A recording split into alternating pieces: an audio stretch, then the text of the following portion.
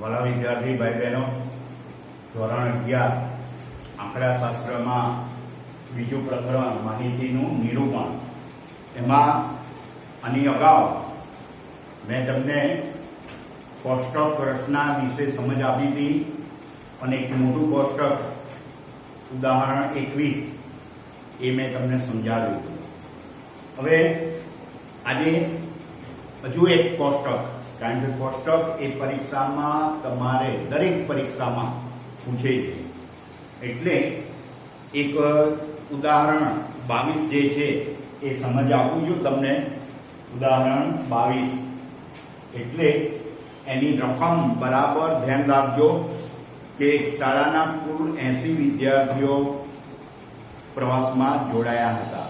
કુલ વિદ્યાર્થીઓ કેટલા? 80 વ્યક્તિઓ કઈ છે, વિદ્યાર્થીઓ એટલા નથી ગયા. એટલે પ્રવાસમાં જોડાનાર કુલ વ્યક્તિઓ એની સંખ્યા આપી દીધી છે.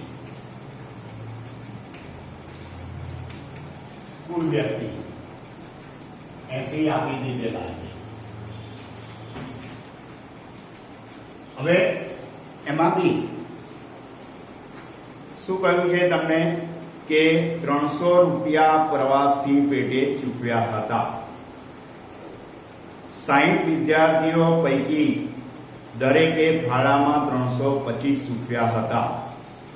જો અહીંયા શું કહ્યું છે? 80 વ્યક્તિઓ જોડાઈ હતી. સરેરાશ કેટલા? 300 રૂપિયા એમને. એટલે પ્રવાસનો કુલ ફાળો તો 80 વ્યક્તિઓ અને વ્યક્તિ દીઠ ફાળો કેટલો કહ્યો છે? 300. તો કુલ ફાળો એ પહેલા શોધી કાઢવાનો. તો 80 વ્યક્તિઓ અને વ્યક્તિ દીઠ ફાળો 300, તો 24,000 રૂપિયા આવશે. 24,000 રૂપિયા. હવે એની અંદર આગળ તમને કહ્યું છે કે 60 વિદ્યાર્થીઓ પૈકી દરેકે ભાડામાં 325 રૂપિયા. જો હવે વિદ્યાર્થીઓની સંખ્યા 60, એ પણ ધ્યાન રાખો. વિદ્યાર્થીઓની સંખ્યા બરાબર 60. હવે વિદ્યાર્થી ફાળો 325 છે, એટલે વિદ્યાર્થીઓનો કુલ ફાળો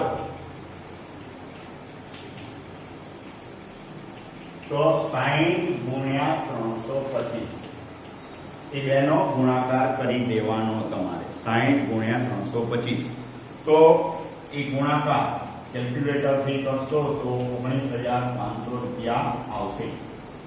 કેલ્ક્યુલેટર, નોટ, કંપાસના સાધનો બધું તૈયાર સાથે રાખ્યું જશે. અગાઉ પણ મેં તમને સૂચના આપેલી છે, એટલે ફરીથી તમને યાદ અપાવી દઉં. હવે 60 વ્યક્તિઓએ એટલે વિદ્યાર્થીઓએ ફાળો જે આપ્યો એ શોધી કાઢ્યો. હવે આગળ તમને રકમમાં કહ્યું છે કે શિક્ષકો પાસે થોડી વધુ રકમ ફાળા પેટે લેવામાં આવી હોય અને મદદની સ્ટાફ 10 પુરુષોનો હતો અને એમની પાસે કોઈ ફાળો ના લીધો. જો મદદની સ્ટાફ કેટલો થયો? 10. હવે કુલ વ્યક્તિઓ કેટલી છે? 80. વિદ્યાર્થીઓની સંખ્યા 60, મદદનીશની સંખ્યા 10. એટલે શિક્ષકોની કુલ સંખ્યા શોધવી પડે. પહેલા તો શિક્ષકોની સંખ્યા, તો કુલ સંખ્યા 80 હતી. એમાંથી વિદ્યાર્થીઓની સંખ્યા 60 અને વ્યક્તિઓ મદદની સ્ટાફ જે હતો એ 10, એ બાદ કરવા પડે. એટલે 80 માંથી 70 તમે બાદ કરશો એટલે 10. 10 વ્યક્તિઓ એ શિક્ષકોની સંખ્યા 10 થઈ ગઈ. હવે જે બાકીનો ફાળો એ શિક્ષકો તરફથી લેવાનો. એટલે જે બાકીનો ફાળો, બાકીના ફાળાની રકમ, તો કુલ ફાળો તો 19,500. એમાંથી 24,000, એમાંથી 19,500 આપણે બાદ કરીશું. એટલે 24,000 રૂપિયા એ કુલ ફાળો તો એમાંથી 19,500 આપણે બાદ કરીશું તો 4,500 રૂપિયા આવશે. હવે શિક્ષક દીઠ ફાળો આપણે નક્કી કરી દઈએ. તો શિક્ષક દીઠ ફાળો, કારણ કે શિક્ષકોની સંખ્યા 10 છે અને કુલ ફાળો શિક્ષકોને આપવાનો થતો 4500 છે. તો શિક્ષક દીઠ ફાળો તો કુલ ફાળો 4500 ભાગ્યા શિક્ષકોની સંખ્યા 10 એટલે 450 રૂપિયા. તો દરેકના ફાળાની રકમ મળી ગઈ, એમની સંખ્યા પણ મળી ગઈ. આના આધારે કોષ્ટક ગણતરી મુખ્ય છે. એટલે તમારે કોષ્ટકની અંદર એક તો પ્રવાસી અને એમાંય પુરુષ અને સ્ત્રી એ જાતિ બે આપ્યા છે. તો અહીંયા એક બાજુ અહીંયા પ્રવાસી લેશો, પછી જાતિ પુરુષ સ્ત્રી અને એમનો વ્યક્તિગત ફાળો, આ બધું આપણે ગણતરી કરી છે અને એની કોષ્ટક રચના પાછળ તમને ઘણી તૈયાર પણ આપી છે. એટલે આ ગણતરી ઉપરથી કોષ્ટક રચના તમે કરજો અને જે ચોપડીમાં તૈયાર કરેલું કોષ્ટક એની સાથે સરખામણી કરજો. એટલે આ તમને એક બીજું વધારાનું પ્રેક્ટિસ થાય એટલે કરાવ્યું. હવે આના ઉપરથી તમારે જે સ્વાધ્યાય 2.2 છે એ હોમવર્કમાં ઘરેથી કરવાનું. સ્વાધ્યાય 2.2 એ હોમવર્કમાં પૂરું કરજો. હવે આગળ આપણે વાત કરવાની છે કારણ કે એમાં કોષ્ટકની રચનાના જે મેં તમને બે કોષ્ટકો અલગ અલગ રીતના એ સમજ આપી છે, ગણતરી કરાવી છે. એટલે સ્વાધ્યાય 2.2 એ પૂરું કરજો. હવે આગળ વાત કરીએ આપણે આનાથી આગળ જે મુદ્દો આવે છે આકૃતિ વિશે. હવે આકૃતિ શું છે એનો અર્થ સમજ આપીશું પહેલા તો, પછી આકૃતિનું મહત્વ, એની મર્યાદા, આકૃતિના પ્રકાર એ બધા વિશે આપણે વાત કરવાની છે. તો પહેલા આકૃતિનો અર્થ, પછી આકૃતિનું મહત્વ,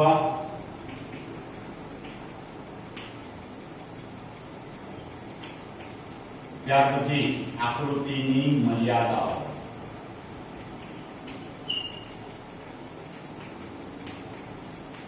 ત્યાર પછી મર્યાદા, પછી આકૃતિના પ્રકાર. આ બધા મુદ્દાની આપણે ચર્ચા કરીશું. પહેલા તો આકૃતિ એટલે શું? તો આપણી જે કઈ માહિતી હોય વિશાળ અને જટિલ માહિતી, એ વિશાળ અને જટિલ માહિતીને આકર્ષક રીતે સંક્ષિપ્તમાં રજૂ કરવા માટે આપણે આકૃતિ કે આલેખ એના દ્વારા આપણે રજૂ કરી શકીએ. એટલે બીજી રીતે કહીએ તો આપણી જે માહિતી હોય એ માહિતી કેવી વિશાળ અને જટિલ માહિતી હોય એને આકર્ષક રીતે અને સંક્ષિપ્તમાં રજૂ કરવા માટે જે સાધનનો ઉપયોગ કરવામાં આવે છે એને આપણે શું ગણીશું? આકૃતિ. બરાબર. હવે આકૃતિ એ મેં તમને કહ્યું કે માહિતીને આકર્ષક અને સંક્ષિપ્તમાં રજૂ કરે છે. બરાબર. એટલે એનું મહત્વ જે નક્કી થઈ ગયું એના અર્થમાં જે આકૃતિ વિશે મેં સમજ આપી એમાં આકૃતિ દ્વારા એના મહત્વની વાત કરીએ તો આકૃતિનું મહત્વમાં પહેલો મુદ્દો કે આકૃતિ દ્વારા માહિતીને તમે આકર્ષક રીતે અને સંક્ષિપ્તમાં રજૂ કરી શકો છો. પહેલી વાત કેવી? આકર્ષક અને સંક્ષિપ્તમાં તમે માહિતીને રજૂ કરી શકો છો આકૃતિ દ્વારા. બીજી વાત, જે માહિતીની લાક્ષણિકતાઓ હોય એ લાક્ષણિકતાઓને તમે લાંબા સમય સુધી યાદ રાખી શકો છો. બીજું મહત્વ, માહિતીની જે કઈ લાક્ષણિકતાઓ હોય એ તમે લાંબા સમય સુધી એની અંદર યાદ રાખી શકો છો.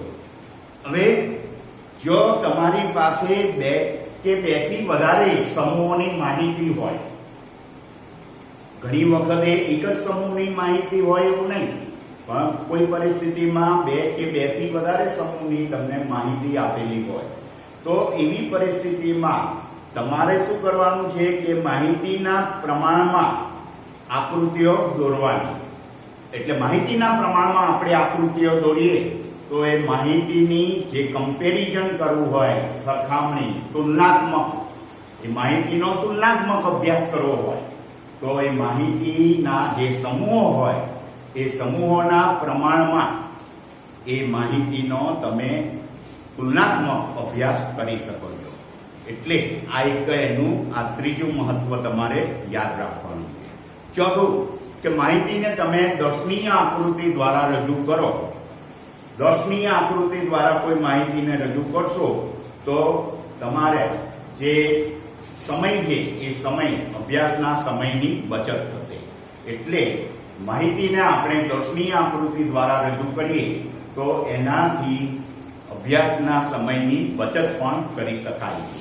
ત્યાર પછી આકૃતિ દ્વારા જે માહિતી દર્શાવીએ તો તમે જો કે કોઈ ચિત્ર દોરેલું હોય તો એ ચિત્ર ઉપરથી નાનું બાળક, એટલે સામાન્ય રીતે ઓછું ભણેલું, સામાન્ય રીતે આપણે વિચાર કરીએ નાનું બાળક એટલે સમજ તો હોવી જોઈએ એમ, એટલે ઓછું ભણેલા હોય કે બાળકો હોય એ પણ ચિત્ર પરથી સમજી શકે. દાખલા તરીકે ગાયનું ચિત્ર હોય તો એ ચિત્ર ઉપરથી ભલે એને વાંચતા બહુ આવડતું નથી પણ થોડીક સમજ છે, ઓછું ભણેલી વ્યક્તિ છે તો એ પણ કહી શકશે કે આ ગાયનું ચિત્ર છે, એના અંગો વિશે પણ એ થોડુંક એના અંગે માહિતી રજૂ કરશે.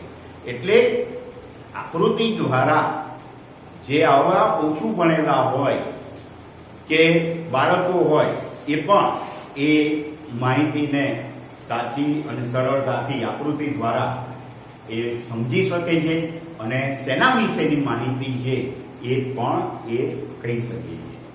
ત્યાર પછી એનાથી આગળ વાત કરીએ તો એનાથી આગળ જે આપણા વેપાર અને વાણિજ્યના ક્ષેત્રની અંદર તમે જો કે એમનો કઈ નવી જાહેરાત, નવી વસ્તુનું ઉત્પાદન હોય તો એની જાહેરાત આપવાની હોય તો એ જાહેરાત આપવા માટે પણ વેપાર અને વાણિજ્ય ક્ષેત્રમાં એ આકૃતિ દ્વારા, એટલે જેટલી સુંદર રજૂઆત કરે આકર્ષક રીતે એટલું એનું વેચાણ સરળ થાય.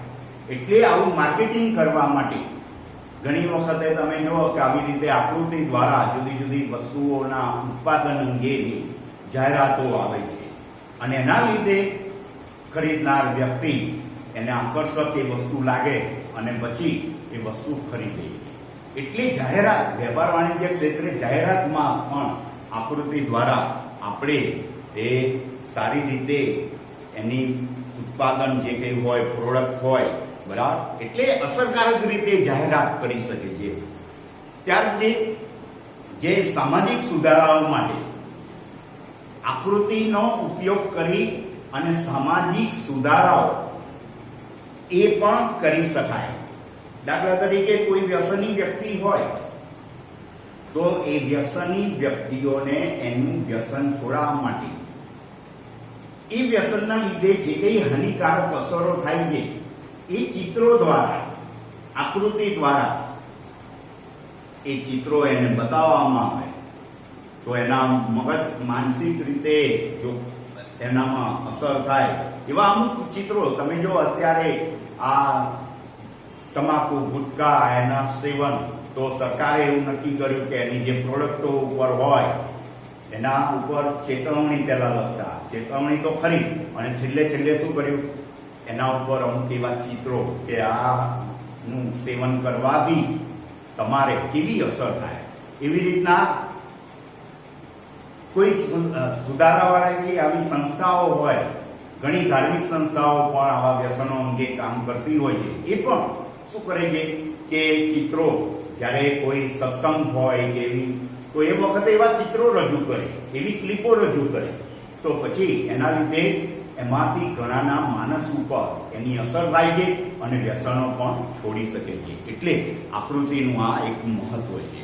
પછી આકૃતિ માટે કોઈ ભાષાનું બંધન નડતું નથી. મેં તમને હમણાં વાત કરી કે ગાયનું ચિત્ર હોય તો એ ગુજરાતી ભાષાવાળો હોય કે એનાથી આગળ બીજી મરાઠી, બંગાળી કે જો કોઈ હોય એ ચિત્ર ઉપરથી તો ઓળખી શકશે કે આ ચિત્ર શેનું છે. એમાં કોઈ ભાષા આવતી નથી. એટલે આકૃતિ દ્વારા માહિતી રજૂ કરીએ તો એમાં ભાષાનું કોઈ બંધન નડતું નથી. એટલે આ જુદી જુદી ભાષાની વ્યક્તિઓ એ પણ આકૃતિ પરથી સરખું તારણ કાઢી શકે છે. એટલે આકૃતિનું આ મહત્વ છે.